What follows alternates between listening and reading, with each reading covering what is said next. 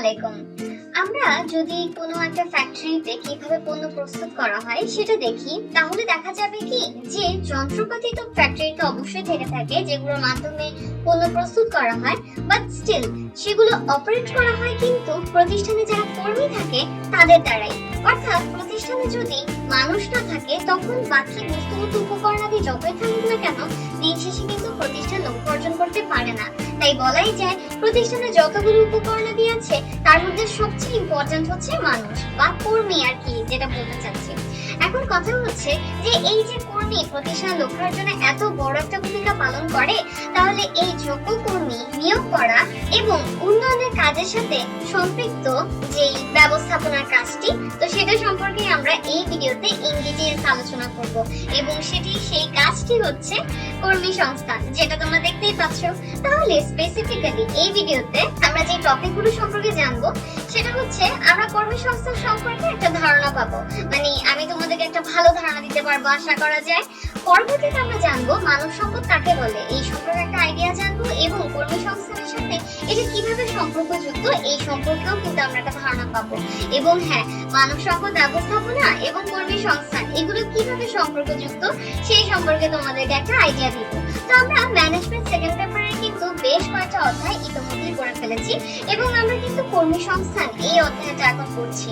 এখন এর মধ্যে আমি তোমাদেরকে যে বলেছি যে আমি যেই টপিকগুলো সম্পর্কে এই ভিডিওতে আলোচনা করব, তার মধ্যে প্রথমটার উত্তর দিয়ে শুরু করি। ওটা হচ্ছে কর্মী সংস্থান কাকে বলে। এই প্রশ্নের উত্তর দিয়ে শুরু করা যাক। তাহলে কর্মী সংস্থান কাকে বলে, এই জিনিসটা তো আমি তোমাদেরকে বোঝাতে পেরেছি আশা করি, যে প্রতিষ্ঠানে যোগ্য কর্মী অনেক ইম্পর্টেন্ট। যেই পদে যেই যোগ্যতা সম্পন্ন কর্মীর প্রয়োজন, ওই যোগ্যতা সম্পন্ন কর্মী যদি ওই প্রতিষ্ঠানে ওই পদে না নিয়োগ করা হয়, তখন কিন্তু প্রতিষ্ঠানে অনেক হাই টেকনোলজি যন্ত্রপাতি থেকেও প্রাতিষ্ঠানিক লক্ষ্য অর্জন করা যায় না।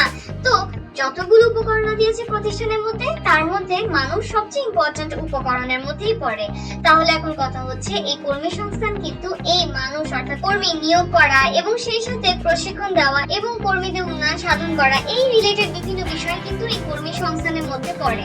তাহলে স্পেসিফিক্যালি কর্মী সংস্থান কাকে বলে, প্রতিষ্ঠানের জন্য দক্ষ জনবল গড়ে তোলার জন্য অর্থাৎ গড়ে তোলার লক্ষ্যে কর্মী সংগ্রহ করা, কর্মী নির্বাচন করা, কর্মী নিয়োগ, প্রশিক্ষণ এবং সেই সাথে উন্নয়নের কাজকে কিন্তু কর্মী সংস্থান বলে থাকে।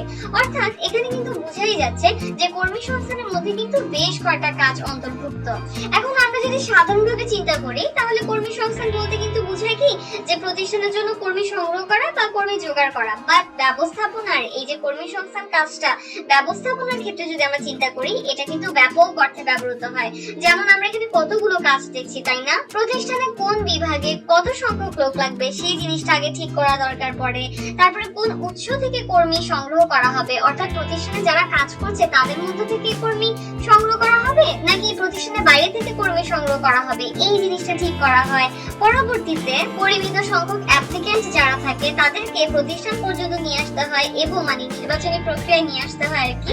এরপরে হচ্ছে বিভিন্ন রকমের পরীক্ষা নিরীক্ষার পর কর্মীদেরকে নিয়োগ করা, তারপরে হচ্ছে তাদের যাতে স্কিল আরো বাড়ে সেই জন্য প্রশিক্ষণ দেওয়া এবং সেই সাথে তাদের উন্নয়নের কাজ করা বা উন্নয়ন কর্মসূচি গ্রহণ করা, এই সবকিছুই কিন্তু কর্মী সংস্থানের মধ্যেই পড়ে। এখন ব্যবস্থাপনা প্রক্রিয়ার বেশ কিছু কাজের মধ্যে সংগঠন যে কাজটা করে, সেই সংগঠন দ্বারা কিন্তু প্রতিষ্ঠানের কাজকে বিভিন্ন ভাগে ভাগ করা হয়। প্রত্যেকটা ভাগের দায়িত্ব কর্তৃত্ব কতটুকু হবে এই জিনিসগুলো নির্ধারণ করা হয় এবং সেই সাথে তাদের মধ্যকার পারস্পরিক সম্পর্ক কিন্তু নির্ধারণ করা হয়। এখন কোন পর্যায়ে কোন বিভাগে কোন ধরনের কি পরিমাণ জনশক্তির প্রয়োজন সেই জিনিসটা কিন্তু এই ক্ষেত্রে বের করে ফেলা হয় এবং ওই অনুযায়ী কিন্তু যোগ্য জনবল গড়ে তোলার জন্য কর্মী সংস্থানের যে কার্যক্রমগুলো সেগুলো পরিচালনা করা হয়। এখন দেখা যায় কি যে প্রতিষ্ঠানে তোমার সারা বছর ধরেই এরকম হয় যে কেউ কেউ হয়তো বা প্রতিষ্ঠান ছেড়ে চলে যাচ্ছে, কোন একটা বিভাগের পদ শূন্য হয়ে যাচ্ছে, তারপরে হচ্ছে যে তোমার কোনো কারণে হয়তো বা তোমার কর্মী দরকার পড়ছে। তো ইত্যাদি বিভিন্ন কারণে দেখা যায় যে প্রতিনিয়তই কর্মী সংস্থানের কাজগুলো করাই দরকার পড়ে। তাই প্রতিষ্ঠানে যদি যোগ্য মানব সম্পদ গড়ে তুলতে হয়, তখন কিন্তু এই কর্মী সংস্থানের ভূমিকা কিন্তু অনেক বেশি থাকে। অর্থাৎ এই কর্মী সংস্থানের কাজগুলো ঠিকভাবে করা হবে কিনা এটার উপরেই ডিপেন্ড করে প্রতিষ্ঠানে যোগ্য জনবল গড়ে তোলা পসিবল হবে কিনা এবং প্রাতিষ্ঠানিক লক্ষ্যার্জন করা পসিবল হবে কিনা। যদি এই ধরনের সিচুয়েশন হয়, যদি কোনো কারণে যোগ্য জনবল গড়ে তোলা না যায় এবং সেই সাথে যদি যোগ্য কর্মী মাধ্যমে নিয়োগ করা না হয় তাহলে কিন্তু এটা প্রতিষ্ঠানের জন্যই খারাপ একটা ফলাফল বয়ে আনে। তাহলে কর্মী সংস্থান কাকে বলে, কর্মী সংস্থানের মধ্যে কি কি কাজ পড়ে, এই জিনিসগুলো কি আমি তোমাদেরকে বোঝাতে পারলাম?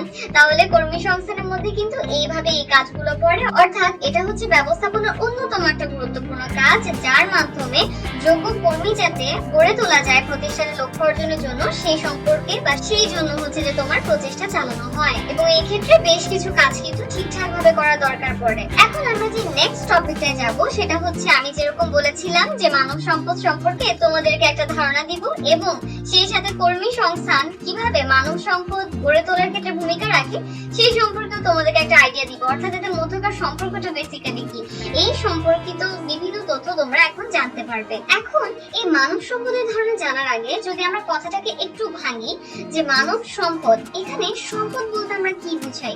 সম্পদ বলতে কিন্তু এমন কিছুই বুঝায় যেটা উৎপাদনের কাজে লাগে, যেমন অর্থ, যন্ত্রপাতি, এই জিনিসগুলোর মাধ্যমে কিন্তু উৎপাদন করা যায়। যেমন এখানে যেরকম দেখতে পাচ্ছ যে ফার্নিচার তৈরি করা হয়েছে, এই ফার্নিচার উৎপাদন করতেও কিন্তু আমার যা যা দরকার পড়েছে এগুলোকেও কিন্তু সম্পদ বলা যায়, তাই না বলো? এখন কথা হচ্ছে, এই যে উৎপাদনের কাজে লাগে এমন কিছুকে বোঝায়, এই উৎপাদনটা কাকে বলে? উৎপাদন বলতে কিন্তু বিনিময়যোগ্য উপযোগ সৃষ্টিকে বোঝানো হয়, অর্থাৎ এক্সচেঞ্জ করা যায়। যেমন আমি অর্থের বিনিময়ে ফার্নিচার বিক্রি করলাম, তাহলে এখানে কিন্তু আমি অর্থ পেলাম আর ওটার এক্সচেঞ্জে আমি কি করলাম, আমি হচ্ছে ফার্নিচার দিলাম।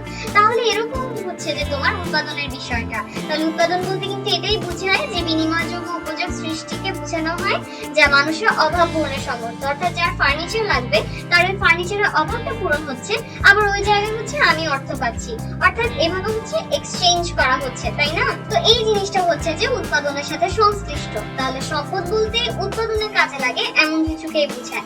এখন অর্থ, যন্ত্রপাতি যেমনটা বললাম, এগুলোকে যেমন আমরা সম্পদ বলতে পারি কারণ এগুলো উৎপাদনের কাজে লাগে, তেমনি কিন্তু মানুষ একটা বড় ধরনের সম্পদ, কারণ এই বস্তুগত উপকরণাদিগুলো থেকে আমার কোনোই লাভ নেই যদি এগুলো অপারেট করার জন্য বা এগুলো চালনা করার জন্য বা এগুলো চালানোর জন্য কোনো কর্মীই না থাকে। তাহলে অবশ্যই নিঃসন্দেহে হচ্ছে মানুষ একটা বড় ধরনের সম্পদ, অর্থাৎ মানুষ একটা বড় ধরনের সম্পদ, তাই না? এই জিনিসটাই বুঝাতে চাচ্ছি।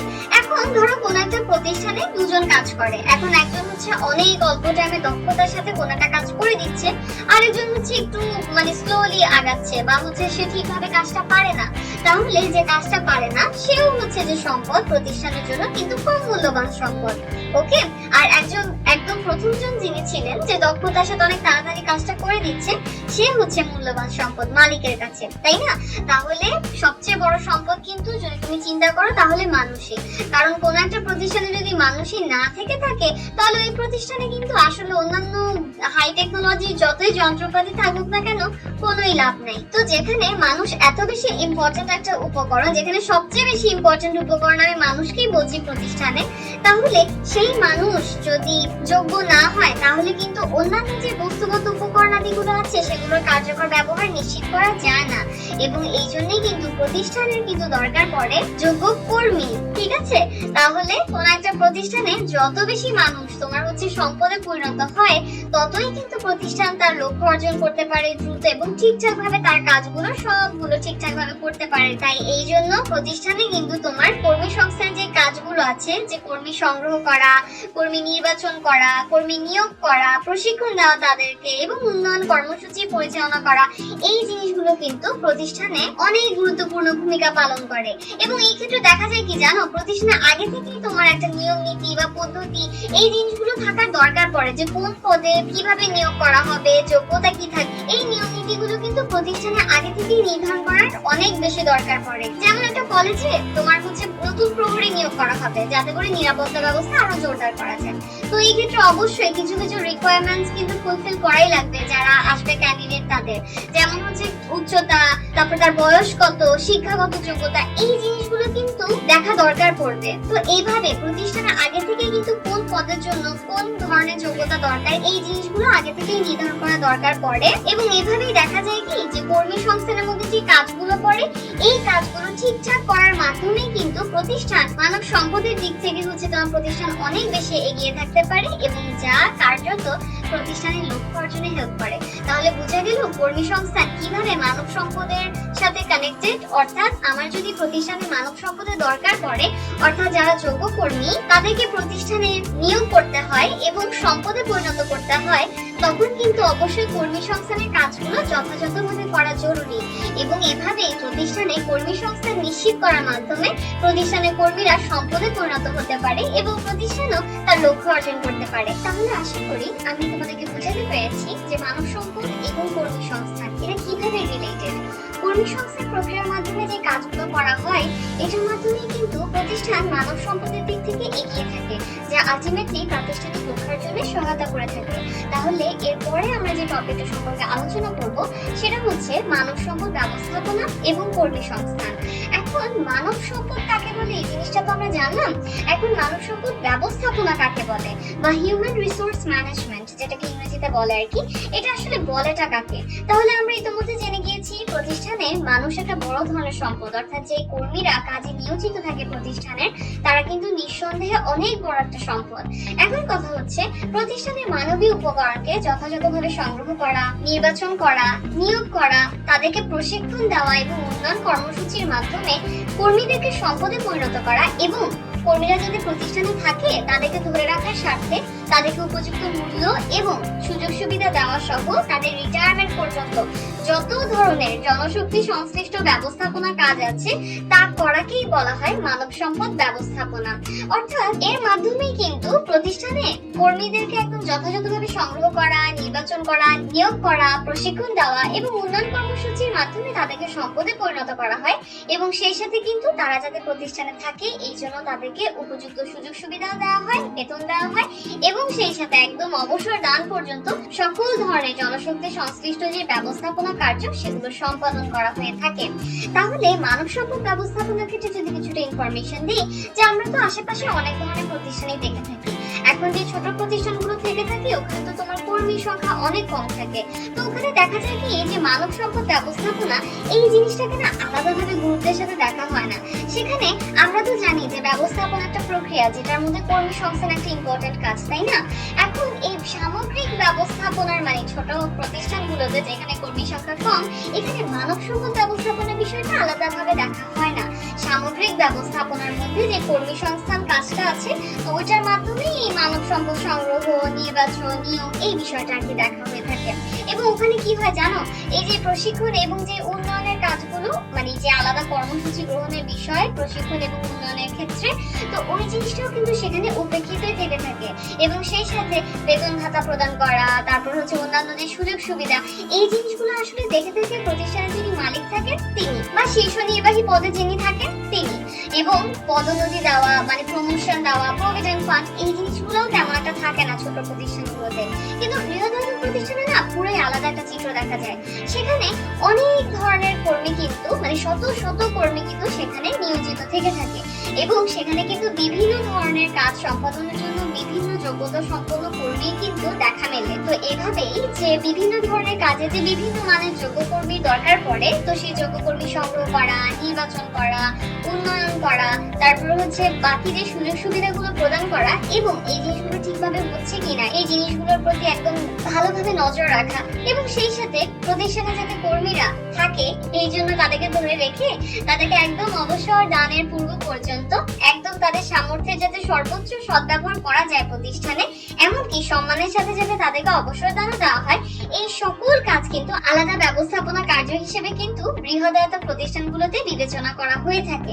তো এই জন্যই দেখা যায় কি বৃহদায়তন প্রতিষ্ঠানগুলোতে আলাদা একটা হিউম্যান রিসোর্স ডিপার্টমেন্টই খোলা হয় এবং ওইটার অধীনে এতগুলো যে কাজ বললাম যেগুলো বৃহদায়তন প্রতিষ্ঠানে হয়ে থাকে, তো সেই মানব সম্পদের ব্যবস্থাপনা রিলেটেড কাজগুলো কিন্তু ওই বিভাগের বা ডিপার্টমেন্টের আন্ডারে কিন্তু করা হয়ে থাকে। তো আমাদের দেশে যে বড় বড় প্রতিষ্ঠানগুলো আছে যেগুলোর মধ্যে ব্যাংকগুলো পড়ে, তো এই জন্যই কিন্তু এই মানব সম্পদ বিভাগগুলো তারা পরিচালনা করে থাকে এই কাজগুলো ঠিকঠাক ভাবে করার জন্য। এবং এই মানব সম্পদ ব্যবস্থাপনা প্রক্রিয়ার মধ্যে যে যে কাজগুলো পড়ে এগুলোই হচ্ছে এই রেখাচিত্রের মধ্যে দেওয়া আছে। যেমন মানব সম্পদ পরিকল্পনা ফার্স্টে করা হয়, এরপরে কর্মী সংস্থান কাজের মাধ্যমে কর্মী সংগ্রহ, নির্বাচন এবং নিয়োগের কাজ করা হয়, এবং উন্নয়ন এবং মূল্যায়নের কাজ করা হয় পরবর্তীতে মূল্য প্রদান এবং পুরস্কৃতকরণ করা হয় কর্মীদেরকে। এরপরে কার্যকর জনশক্তি সংরক্ষণ করে এরপর পৃথকীকরণ কাজটাও কিন্তু করা হয়। এবং আবার এভাবে করে হচ্ছে যে তোমার এই মানব সম্পদ ব্যবস্থাপনার কাজগুলো এভাবে হতে থাকে। তো এই রেখাচিত্রটা খেয়াল করলে কিন্তু আমরা দেখতে পাই কি এই যে মানব সম্পদ ব্যবস্থাপনায় যে কাজগুলো আছে এগুলোর মধ্যে কিন্তু কর্মী সংস্থানের কাজটাও একটা গুরুত্বপূর্ণ কাজ। এবং এই যে মানব সম্পদ পরিকল্পনা করা হয় যে ভবিষ্যতে কখন কোথায় কি ধরনের জনশক্তি দরকার পড়বে, কতজন জনশক্তি দরকার পড়বে, তো এই রিলেটেড যে পরিকল্পনাটা করা হয় এটা বাস্তবায়নের ক্ষেত্রে কিন্তু এই কর্মী সংস্থানের কাজগুলোই কিন্তু করা হয়ে থাকে। তাহলে কর্মী সংস্থানের কাজ ছাড়া কি মানব সম্পদ ব্যবস্থাপনার কাজগুলো স্বয়ংসম্পূর্ণ হবে? অবশ্যই না। কিন্তু তাহলে এভাবে দেখো মানব সম্পদ ব্যবস্থাপনা এবং কর্মী সংস্থান তারা কিন্তু পরস্পর সম্পর্কযুক্ত। এবং এরপরে যে বাকি কাজগুলো আছে সেগুলো কিন্তু তোমার হচ্ছে যে এই যে হিউম্যান রিসোর্স ডিপার্টমেন্ট যে খোলা হয়, তো এই ডিপার্টমেন্ট দ্বারাই কিন্তু পরবর্তীতে সম্পাদন করা হয়ে থাকে। তাহলে দেখো একটা ছোট প্রতিষ্ঠানে কিন্তু আলাদাভাবে মানব সম্পদ ব্যবস্থাপনার বিষয়টা কিন্তু গুরুত্বের সাথে দেখা হয় না। সেখানে কি হয় যে মানব সম্পদ ব্যবস্থাপনার যে কাজগুলো এগুলির সামগ্রিক ব্যবস্থাপনার যে কর্মী সংস্থান কাজটা আছে সেটার মাধ্যমেই করা হয়ে থাকে। আর যে বৃহদায়তন প্রতিষ্ঠানের যে মানব সম্পদ ব্যবস্থাপনার কাজগুলো যেগুলো এখানে রেখাচিত্রের মাধ্যমে দেখাই যাচ্ছে সেখানে কিন্তু তোমার ঠিকই কর্মী সংস্থান একটা গুরুত্বপূর্ণ বিষয় হিসেবে বা কাজ হিসেবে কিন্তু বিবেচিত। তাহলে ছোট প্রতিষ্ঠান হোক অথবা বড় প্রতিষ্ঠান হোক সব জায়গায় কিন্তু দেখা যায় যে মানব সম্পদ ব্যবস্থাপনার কাজগুলো করার ক্ষেত্রে কিন্তু কর্মী সংস্থানের অনেক অনেক গুরুত্ব রয়েছে। এবং কর্মী সংস্থান একদম ডাইরেক্টলি ইনভলভড মানব সম্পদ ব্যবস্থাপনার কাজের সাথে। ছোট প্রতিষ্ঠানে আলাদাভাবে কোনো ডিপার্টমেন্ট খোলা হয় না, সেখানে কর্মী সংস্থার কাজের মাধ্যমেই মূলত মানব সম্পদ ব্যবস্থাপনার বিষয়গুলো দেখা হয়ে থাকে। এবং বৃহদায়তন প্রতিষ্ঠান যেখানে অনেক মানুষ একসাথে কাজ করে থাকে সেখানে মানব সম্পদ ব্যবস্থাপনার কাজগুলো করার জন্য আলাদা ডিপার্টমেন্টই খোলা হয়। এবং ওই ডিপার্টমেন্ট দ্বারা যে কাজগুলো করা হয়ে থাকে মানব সম্পদ ব্যবস্থাপনার যে কাজগুলো করা হয়ে থাকে আর কি, সেখানেও কিন্তু কর্মী সংস্থানের কাজের উপস্থিতি আমরা দেখতে পাচ্ছি। তাহলে এভাবেই বোঝা গেল যে মানব সম্পদ ব্যবস্থাপনা এবং কর্মী সংস্থান কিভাবে রিলেটেড। তাহলে আশা করি এই সম্পর্কে আমি তোমাদেরকে একটা ভালো আইডিয়া দিতে পেরেছি। এবং এখন যখন তোমরা কোনো একটা পত্রিকায় তোমরা একটা বিজ্ঞাপন দেখলে যে কোনো একটা প্রতিষ্ঠান তোমার লোক নিয়োগ করবে, হ্যাঁ এই ধরনের কোনো বিজ্ঞপ্তি দিল, অথবা ধরো তোমরা অনলাইনে দেখলে যে কোনো একটা প্রতিষ্ঠান তারা বললো যে তারা হচ্ছে লোক নিয়োগ করবে যারা হচ্ছে যে ইচ্ছুক তারা যেন অ্যাপ্লাই করে। যখন তোমরা এই ধরনের বিষয়টি দেখবে তখন আশা করি বুঝে যাবে যে এটা ব্যবস্থাপনার কোন কাজের সাথে সম্পৃক্ত। তাহলে আশা করি এই ভিডিওতে আমি যে যে টপিকগুলি পড়িয়েছি সেগুলো তোমরা বুঝতে পেরেছো। ধন্যবাদ সবাইকে।